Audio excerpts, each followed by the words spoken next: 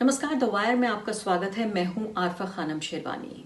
नए कृषि कानूनों को लेकर किसानों का जो आंदोलन है वो अब जोर पकड़ता जा रहा है और बड़ी तादाद में किसान न सिर्फ कि पंजाब से बल्कि देश के अलग अलग राज्यों से आकर इकट्ठा हो रहे हैं।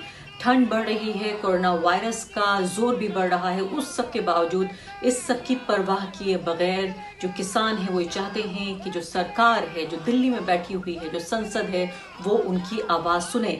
लेकिन इस जोर पकड़ने के साथ साथ जो बदनाम करने की कोशिशें हैं इस पूरे किसान आंदोलनों को, वो भी जोर पकड़ रही हैं। कोई कह रहा है कि ये अलगाववादी हैं, कुछ लोग कह रहे हैं ये खालिस्तानी हैं, और खासकर भाजपा और उनके जो समर्थित जो पूरा परिवार है वो कोशिशें कर रहा है कि किसी तरह से इस पूरे आंदोलन को बदनाम किया जाए। एक तरह का दोहरापन नजर आ रहा है कि एक तरफ गृह मंत्री ये कह रहे हैं कि वो बात करने को तैयार हैं, दूसरी तरफ जो आईटी सेल है वो बदनाम करने की लगातार कोशिश कर रही है। तो आखिर इनकी मंशा क्या है? क्या बदनाम करके इस आंदोलन को कमजोर करके और फिर जो है एक पोजीशन ऑफ स्ट्रेंथ नहीं बल्कि पोजीशन ऑफ वीकनेस से बात करना चाहते हैं कि किसान जो है वो कमजोर होकर इनसे बातचीत करें? लेकिन बहुत हैरानी की बात है कि तमाम जो जन आंदोलन है उसको क्यों सत्तारूढ़ पार्टी लगातार बदनाम करने की कोशिशें करती रही। हमने देखा कि सीएए एनआरसी जो आंदोलन था उसको भी जोड़ा गया कि ये सीआईए से जुड़ा हुआ है, पाकिस्तान से जुड़ा हुआ है, आतंकवादी हैं ये लोग, इनकी बिरयानी स्पॉन्सर्ड है, तमाम तरह की चीजें। और उसके बाद फिर किस तरह से दिल्ली दंगों में भी उन लोगों को फंसाने की कोशिश की गई। और अब जबकि पंजाब से बड़ी तादाद में किसान आ रहे हैं तो उनको खालिस्तानी करार देने की कोशिश हो रही है। मीडिया का एक बड़ा तबका ऐसा भी है जो ये बताने की कोशिश कर रहा है कि ये अगर ये भी नहीं कह रहा है कि ये देशद्रोही हैं ये किसान, तो कम से कम ये कहने की कोशिश हो रही है कि देखिए ये असली किसान नहीं है, ये अंग्रेजी बोलते हैं, या ये इन किसानों को बहकाया जा रहा है, इनको मिसलीड किया जा रहा है, इनको भड़काया जा रहा है, राजनीतिक रूप से प्रेरित हैं ये लोग। ये तमाम चीजें करने की कोशिश की जा रही है। अभी हम अब आपको लेकर चलते हैं जो सिंघू बॉर्डर है वहां पर, जो पंजाब से दिल्ली आने का रास्ता है, वहां हमारी संवाददाता इस्मत आरा मौजूद हैं और साथ ही हमारे साथ मनीष भी मौजूद हैं। मनीष जो कृषि खेती किसानी है उसके जानकार हैं, उनसे समझेंगे कि वाकई क्या किसानों को मिसलीड करने की, उनको भटकाने की, भड़काने की कोशिश है, या वाकई उनके पास वजह हैं इस पूरे प्रोटेस्ट को लेकर। क्योंकि हर उम्र का व्यक्ति यहाँ पर मौजूद है, जो यंग युवा किसान है उनसे लेकर जो बुजुर्ग किसान हैं जिन्होंने कई दशकों से खेती किसानी की है, उन तक तमाम लोग जमा हुए हैं। इसके अलावा बड़ी तादाद में महिलाएं भी पहुंच रही हैं। सबसे पहले इस्मत का रुख करते हैं। आरफा, जैसा कि आप देख सकते हैं मैं अभी मौजूद हूँ दिल्ली हरियाणा के सिंघू बॉर्डर पे, जहाँ पे हज़ारों की तादाद में किसान अभी मौजूद हैं। इनफैक्ट पिछले 3 दिनों से यानी कि 26 तारीख से ये किसान अपनी मांगों को लेकर लगातार यहाँ पे बैठे हुए हैं। इन्होंने बुराड़ी ग्राउंड यानी कि निरंकारी ग्राउंड जो दिल्ली पुलिस ने इनको दिया था धरने पे जाने के लिए, वहाँ जाने के प्रस्ताव को भी खारिज कर दिया है। इनका मानना ये है कि अगर वो इस ग्राउंड में जाके प्रोटेस्ट करते हैं तो इनका जो आंदोलन है वो कमज़ोर पड़ जाएगा। रिसेंट अपडेट कल और आज का ये है कि टिकरी बॉर्डर और गाजीपुर बॉर्डर पर भी भारी तादाद में, भारी मात्रा में किसान पहुंच चुके हैं। जितनी बड़ी तादाद में मुझे बताया जा रहा है कि नए लोग जुड़ रहे हैं, हजारों की तादाद में नए लोग आ रहे हैं। कुछ जो वहां आयोजन करता है, मैं उनसे बातचीत कर रही थी, वो ये कह रहे थे कि नए लोगों के लिए लिहाफ, बिस्तर, बिछोना, खाने का इंतजाम, ये सब कुछ करना है। इसका मतलब कि अभी और लोगों का इरादा है कि ये एक तरह से बिल्ड हो रहा है अभी मूवमेंट। क्या ये आप देख पा रही हैं जमीन पर? तो आरफा, अगर आपको याद हो तो जो शाहीन बाग का प्रोटेस्ट था वो एक बहुत बड़ा एक पीपल्स मूवमेंट था, यानी कि आम लोगों का एक मूवमेंट था। उसी तरह से यहाँ पे भी आप देखेंगे, यहाँ पे आम किसान धरने पे बैठे हुए हैं, यहाँ पे अपनी डिमांड्स जो है वो सामने रख रहे हैं सरकार के। और लगातार जो है जिस तरह से शाहीन बाग में आंदोलन हुआ था उसी तरह लगातार दिन रात यहाँ पे बैठे हुए हैं। शाहीन बाग में जो जिस तरह से औरतों ने इसमें भारी जो है एक तरह से पार्टिसिपेशन किया था, उसी तरह से यहाँ पे भी आप देखेंगे कि औरतें आगे बैठी हुई हैं। और जो है इसमें कोई भी राजनीतिक दल जो है उसकी हिस्सेदारी नहीं है। और यहाँ पे भारी तादाद में बूढ़े एल्डरली जो किसान हैं वो भी पहुँचे हुए हैं। तो यही कुछ सिमिलैरिटीज हैं जो दोनों प्रोटेस्ट में हैं। ठीक है, इस वक्त मैं चाहती हूँ कि आप कुछ किसानों से भी हमारी बातचीत कराएं। इस दौरान हम मनीष से सवाल पूछते हैं। मनीष, आप एक ऐसे व्यक्ति हैं जो कि अर्थव्यवस्था को, खेती किसानी को और ये पूरा जो कारोबार है एग्रीकल्चर का, उसको बहुत नजदीक से देखते हैं। अभी एक जानकार के नजरिए से आप कैसे देख रहे हैं इस पूरे प्रोटेस्ट को? ये कई दिन से जो चल रहा है, जो हजारों लोग इसमें शामिल हो रहे हैं, जो तमाम ये इंस्पिरेशन की कहानियां कुछ बदनाम करने वाली कहानियां भी, सब कुछ मिला जुला के आप क्या तस्वीर देख रहे हैं? जी, अगर इस प्रोटेस्ट को अगर हम देखें तो इसके 2 आयाम हैं। पहला तो आयाम ये है कि जो जनतांत्रिक मूल्य है, उसके ऊपर में आघात किया गया। शुरुआत यहाँ से होती है कि फार्मर्स के लिए आप कुछ कानून लेकर के आना चाहते हैं, लेकिन सरकार उनके साथ चर्चा करती नहीं है। फिर जब ये राज्यसभा में बिल जाता है, जहाँ पे सरकार के पक्ष के लोग की संख्या कम है, वहाँ पे वॉइस वोट के साथ इसको पास कर दिया जाता है, कोई डिवीजन ऑफ वोट नहीं होता है। ये दूसरा आघात जनतांत्रिक मूल्यों पे था। तीसरी बार तब होती है जब एक चुना हुआ मुख्यमंत्री इस देश के किसी एक प्रदेश का, वो कोशिश करता है कि राष्ट्राध्यक्ष से मुलाकात कर सके, लेकिन राष्ट्राध्यक्ष उससे मिलने से मना कर देते हैं, जो कि अपने आप में बहुत ही अजूबा घटना था कि पंजाब के मुख्यमंत्री राष्ट्रपति से मिलना चाहते थे, लेकिन महामहिम ने उनको उस वक्त मिलने का वक्त नहीं दिया। और तीसरा इसका होता है जब 2 महीने से लगभग 2 महीना हो गया प्रोटेस्ट चल रहा था पंजाब के अंदर में, लेकिन सरकार की तरफ से भी उनकी बातों को अनसुना किया गया। एक मीटिंग भी हुई थी नॉर्थ ब्लॉक में, लेकिन वहां पे जो सरकार की तरफ से मंत्री मौजूद थे, उनके पास में उन किसानों के सवालों का कोई जवाब नहीं था। तो एक के बाद एक लगातार जनतांत्रिक मूल्यों पे हमला हो रहा है, तो सड़क पे आने के अलावा किसानों के पास और कोई दूसरा रास्ता बचता नहीं है। ये पहला पक्ष है जिसको हम लोग देखते हैं। जो दूसरा पक्ष है बहुत ही जी लेकिन मुझे बताइए कि जो टीवी चैनल्स हैं उन पर न सिर्फ कि उनके एंकर्स, बल्कि बड़े बड़े जानकार, पुराने जो प्लानिंग कमीशन के भी कई मेंबर्स, इसके अलावा जो नीति आयोग है उससे जुड़े हुए लोग ये कह रहे हैं कि ये देखिए किसानों को मिसलीड करने की कोशिश हो रही है, उनको भड़काने की कोशिश हो रही है, ढंग से इसको पढ़ा नहीं गया है कानून को। क्या आपको लगता है कि किसान ये गलती कर रहे हैं? क्या राजनीति से प्रेरित है? जी बिल्कुल नहीं, ये बिल्कुल ही निराधार बात है। नीति आयोग में बैठे हुए जो लोग हैं, उनसे ज्यादा किसानी के बारे में किसान जानते हैं, और इसीलिए उस बात को जानते हुए वो पूरी तरीके से अपनी बात को बुलंद आवाजों में उठा रहे हैं सड़क पे आकर के, क्योंकि उनके पास वो एक रास्ता बचता है। मैं आपको एक उदाहरण के लिए बताऊंगा कि बहुत सारे लोग बात कर रहे हैं कि इस एक्ट के अंदर में बहुत सारा मिथ भी चल रहा है, और खासकर आपने कुछ एंकरों का भी जिक्र किया। वो लोग ये बात कहते हैं कि पंजाब के किसानों को बहुत ज्यादा सब्सिडी भी मिलता है, सब्सिडी मिलने के बाद भी इनको समर्थन मूल्य चाहिए, मिनिमम सपोर्ट प्राइस चाहिए। तो उनके लिए मैं ये कहना चाहूंगा कि जो समर्थन मूल्य होता है, मिनिमम सपोर्ट प्राइस, वो कॉस्ट ऑफ कल्टीवेशन के आधार पर तय किया जाता है, और जो कॉस्ट ऑफ कल्टीवेशन है वो भारत सरकार की एक बिल्कुल स्वतंत्र एजेंसी है जो उसको कैलकुलेट करती है।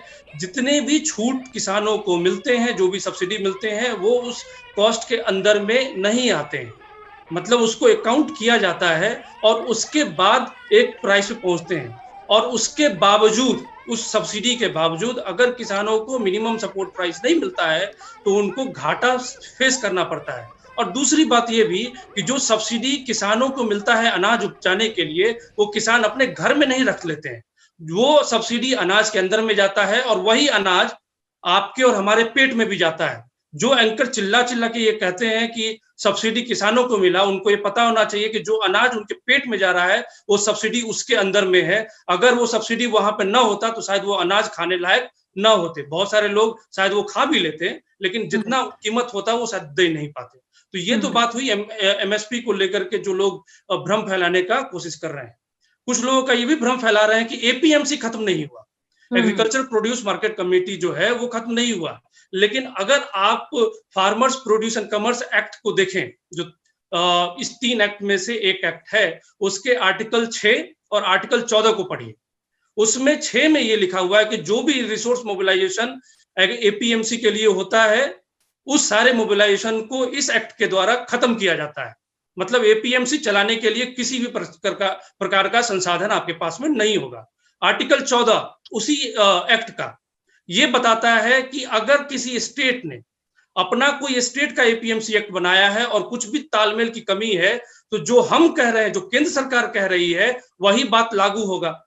और कृषि एक राज्य का विषय है संविधान के दायरे में, लेकिन केंद्र सरकार अपना उसमें दादागिरी पूरी तरीके से दिखा रही है इस एक्ट के द्वारा। तो ये भी दूसरा जो भ्रम फैला रहे कि एपीएमसी खत्म नहीं हुआ, ये उसका जवाब।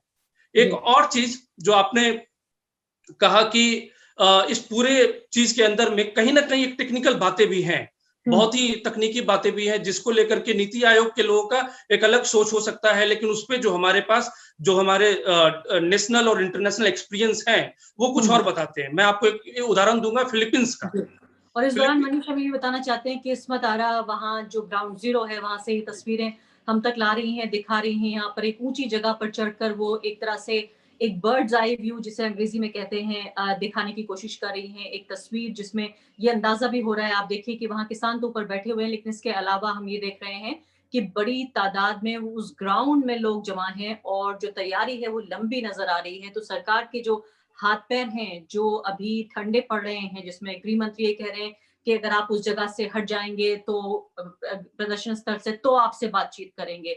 क्या इस बार्गेनिंग पावर में है भी सरकार या नहीं? इस वक्त क्या हम कुछ किसानों से बातचीत कर सकते हैं? फिर मनीष पर हम वापस जाएंगे, लेकिन मैं ये जानना चाहती हूँ कि जिस तरह से सीएए का जो पूरा आंदोलन था जो आपने भी कवर किया, उसको बदनाम करने की कोशिश की गई, कभी आईएसआई से, कभी कहा कि कुदरती बिरयानी आती है, वहां पे लोग पैसा पहुंचा रहे हैं, जाकिर नाइक का पैसा है, तमाम तरीके से बदनामी के बाद अब ये कह रहे हैं कि ये पंजाब से जो किसान आ रहे हैं ये भी खालिस्तानी हैं। इस पर क्या कहना चाहते हैं वहां किसान?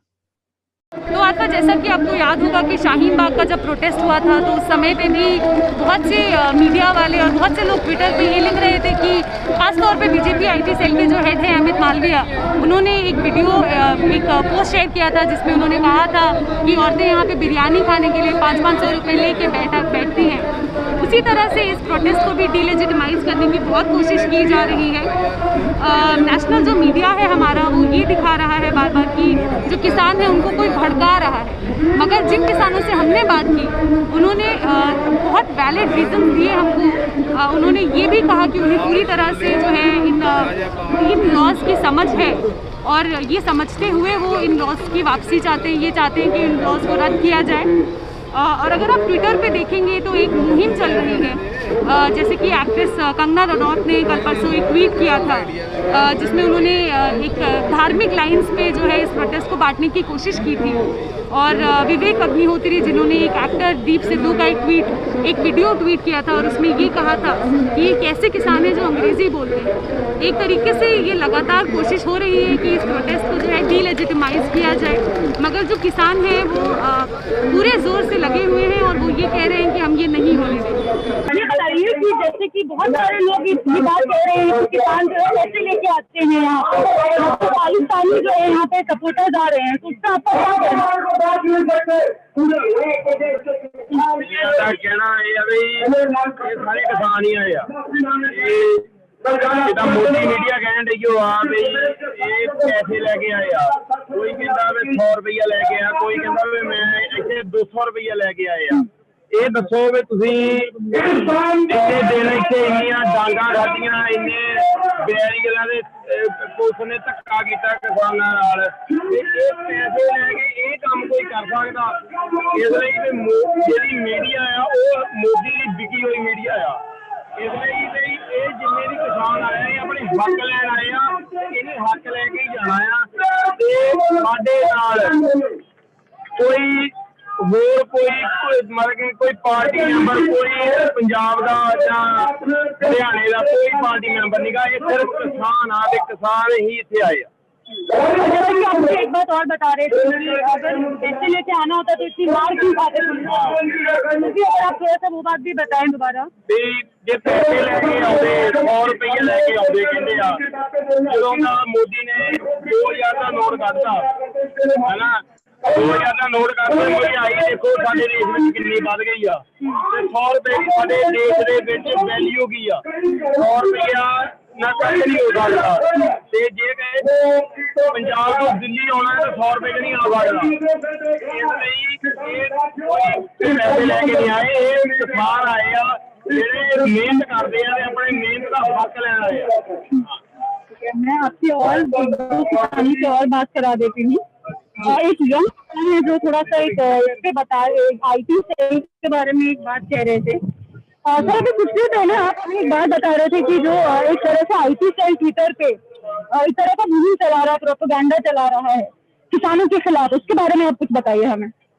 लाइक ये फेसबुक ही ऐसे करता है, ये नहीं कि सिर्फ ट्विटर ही करता है, फेसबुक हो गया, इंस्टाग्राम हो गया, और इनका इस तरीके से चलता है कि जो राइट विंग पार्टीज हैं उनको प्रमोट किया जाता है, कि उनके बहुत जान दिखाए जाते हैं कंपेरेटिव टू लेफ्ट या लिबरल जो लोग हैं। और जैसा आप लगा लो सिर्फ सोशल मीडिया नहीं है, पेड मीडिया तो हमें पता ही है, जैसे टाइम्स नाउ हो गया या जो मेन आर्टिकल हो गए, देने टाइप हो गए, जो कब के बोल रहे, किस टाइम पे बोलते हैं नोटों के अंदर जीपीएस है, ऐसे प्रोपेगेंडा अभी भी तो आप लोग किस तरह से इस प्रोपेगेंडा को जो है वो हटाने की कोशिश कर रहे हैं? आप लोग ऐसा क्या कर रहे हैं कि ये प्रोपेगेंडा ना हो? आप लोग फेसबुक वगैरह पे वीडियोस चेक कर रहे हैं या फिर मीडिया वालों से इस तरह की रिक्वेस्ट कर रहे हैं बार बार? या फिर ऐसे तो नहीं प्रोपेगेंडा चला रहा है ये है कि कि किसानों को like being in IT cell चलना चाहिए, उस आईटी सेल का मुकाबला करने के लिए किसानों के पास भी एक आईटी सेल है। हाँ, आप लोग ऐसा भी नहीं सोच रहे कि किसानों का एक अपना आईटी सेल होना चाहिए, है ना, इस तरह की न्यूज को वो करने के लिए, दबाने के लिए? नहीं, that is the thing that it is an entire nation, वो एक पूरा नेशन है, क्या कहते हैं, जो कंट्रोल कर रहा है जिसको गवर्नमेंट है, हमारी गवर्नमेंट के पास रिसोर्सेज आईटी सेल है, सब कुछ है. That is not something which we as people can do, but what we can do is what we actually did for this movement is we asked our people, asked our friends, who are outside this country or who are outside North India, to share and tell people. I have friends in Bombay, I have friends in Pune. Nobody has any idea what is going on in North India. And later known people in foreign countries.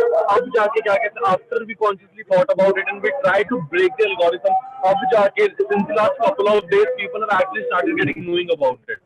अच्छा, एक बात और चाहिए थी, दीप सिद्धू जो actor है उनकी एक वीडियो बहुत वायरल हुई थी जिसमें वो अंग्रेजी में बात कर रहे थे, उसको जो है आई थिंक विवेक अग्निहोत्री ने ट्वीट किया था और ये कहा था कैसे किसान है जो अंग्रेजी में बात करते हैं, तो उसका आपका क्या कहना है? I think यही कहना चाह रही थी your मैं, इस वक्त intellect जो is किसान not वाले qualified according to your profession. You can be the smartest person in this world and still prefer doing agriculture. That has got nothing to do with your language. अगर क्या कहते हैं जो किसान USA में है और क्या कहते हैं जो खेती कर रहे हैं वो इंग्लिश में बात कर रहे हैं, are they not farmers? They are farmers irrespective of that. The people who have thousands of acres of land, they get study in convents, they get study in best schools, and then they come back and they take care of their land, they till their own land. That does not mean they are not farmers. जैसे अभी वो कह रहे हैं कि किसान नहीं है, ये खालिस्तान मूवमेंट है जो चल रही है अभी यहाँ पे, लेकिन ये गवर्नमेंट का ना बड़ी देर से प्रोपेगेंडा चल रहा है. जैसे स्टूडेंट्स खड़े होते हैं तो उनको टुकड़े टुकड़े गैंग कह देते हैं, अगर इंटेलेक्चुअल या मीडिया खड़ा होता है तो उनको अर्बन नस्ल कह देते हैं.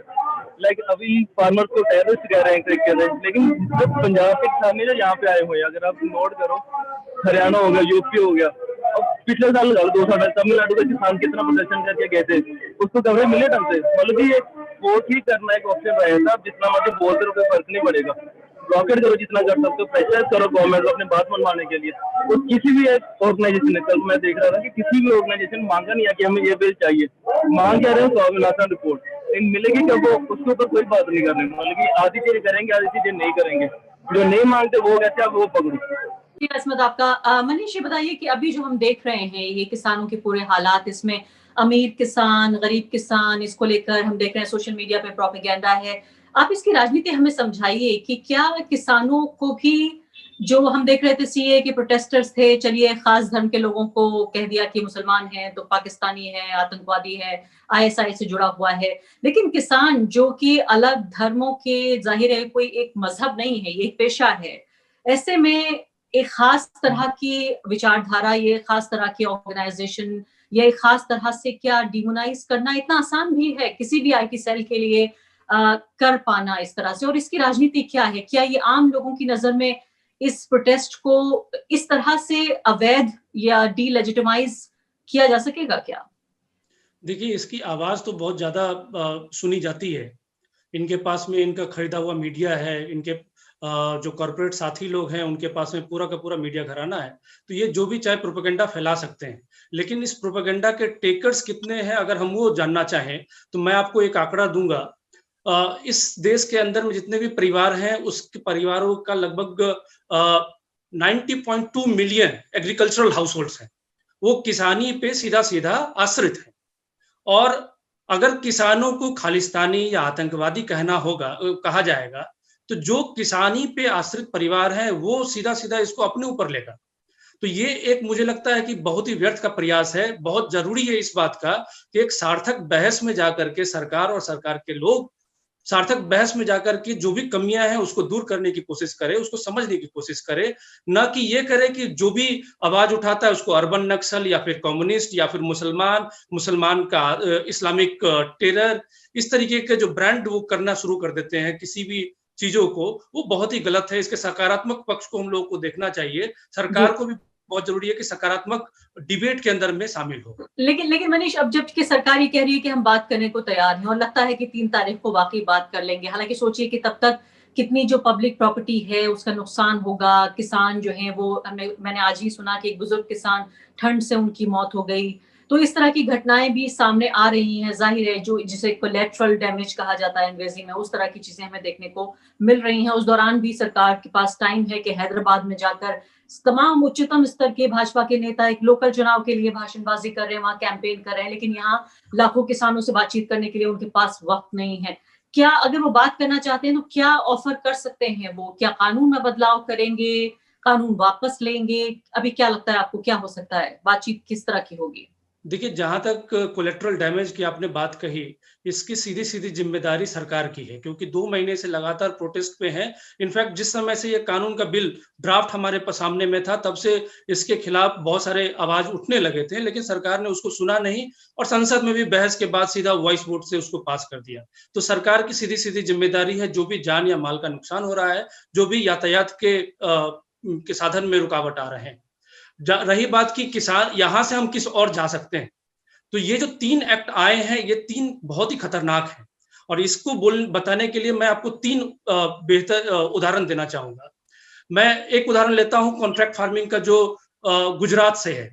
गुजरात के आलू के किसान 2 साल पहले पेप्सिको के साथ कॉन्ट्रैक्ट में जाते हैं। पेप्सिको उनको बीज देता है और किसान 1 साल के बाद दूसरे साल उसी बीज से उपज करते हैं। बेसिकली आलू जितना उपजाते हैं उसी आलू से फिर बीज बचा करके फिर उसी से पैदावार करते हैं। कुछ समय के बाद किसानों को लगा कि उनको कॉन्ट्रैक्ट से फायदा नहीं है, वो उस कॉन्ट्रैक्ट से बाहर निकल जाते हैं। जो उन्होंने पैदावार किया था आलू का, उसी आलू से कुछ बीज उन्होंने फिर से लगा दिया। अब उससे जो उपज हुई उस पे दावा ठोकने के लिए पेप्सिको कंपनी आ गई और केस कर दिया बाकायदा किसानों के ऊपर। और उसके बाद ऑल इंडिया किसान सभा के जब प्रोटेस्ट हुए, तब जाकर के इस गलती को माना और वो केस वापस लिया और इस तरह से वो एग्रीमेंट पूरी तरह से फेल हुआ। एक दूसरा उदाहरण जो अंतर्राष्ट्रीय उदाहरण है फिलीपींस का, और इस तरह का जिक्र जो हमारा भी फार्मर्स एग्रीमेंट वाला जो एक्ट हमारा बना है, उस एक्ट के अंदर में भी आर्टिकल 4(1) क्लॉज 1 में इस बात का जिक्र है कि प्रोडक्ट स्पेसिफिकेशन होगा। मतलब एक प्रोडक्ट है जिसका स्पेसिफिकेशन कंपनी तैयार करेगी और किसान को वो उपजाना पड़ेगा। और ऐसे बहुत सारे उदाहरण हैं जिस समय में कंपनी इंच और टिप लेकर के बैठते हैं आलू का साइज या खीरा का साइज नापने के लिए या फिर चावल के दाने को नापने के लिए। तो इस तरीके से प्रोडक्ट स्पेसिफिकेशन का जो स्ट्रिक्ट एग्रीमेंट है, उसमें पूरा का पूरा ताकत जो है कंपनी के पास में होता है और किसान के पास फिर कोई रास्ता नहीं बच जाता। अगर किसी का डिस्प्यूट भी होगा तो वो फिर एसडीएम के पास वो गए रह जाने के लिए। तो इस तरह की बहुत सारी तमाम तरीके की दिक्कतें हैं इस तीनों एक्ट के अंदर में, जो कि बहुत ही खतरनाक है। तो सबसे पहला जरूरी है कि इसको स्टे किया जाए, किया जाए। और इस बात को भी अंडरलाइन करना, यहाँ पर हाईलाइट करना जरूरी है कि ये 2 दिन का प्रोटेस्ट नहीं है। जैसे आपने बताया कि पंजाब में ही किसान 2 महीने से प्रदर्शन कर रहे थे। जब उन्हें लगा कि उनकी बात नहीं सुनी जा रही है, तब उन्होंने दिल्ली कूच की बात कही और आखिरकार तभी उनकी बात अब सुनी गई। राष्ट्रीय मीडिया भी मजबूर होकर, चाहे बदनाम करने के लिए ही सही, लेकिन उनके बारे में बात तो कम से कम कर रहा है। अब ये देखना है कि यहाँ से जो ये हजारों लाखों लोग जो जमा हो गए हैं, इनसे क्या बातचीत होगी, क्या सरकार, क्योंकि हम जानते हैं कि भाजपा शुरू से कहती रही है कि हमारे यहाँ कोई इस्तीफा नहीं देता और हम कोई कानून वापस नहीं लेते। तो अब ये देखना होगा कि क्या स्टे होगा वाकई या किसान इस तरह से प्रदर्शन करेंगे। बहुत बहुत शुक्रिया आपका मनीष। बहुत बहुत धन्यवाद। द वायर के और वीडियोस देखने के लिए सब्सक्राइब करें और बेल आइकन पर क्लिक करें। स्वतंत्र पत्रकारिता की आर्थिक मदद करने के लिए डिस्क्रिप्शन में दिए गए लिंक पर जाएं और अपनी राशि चुनें।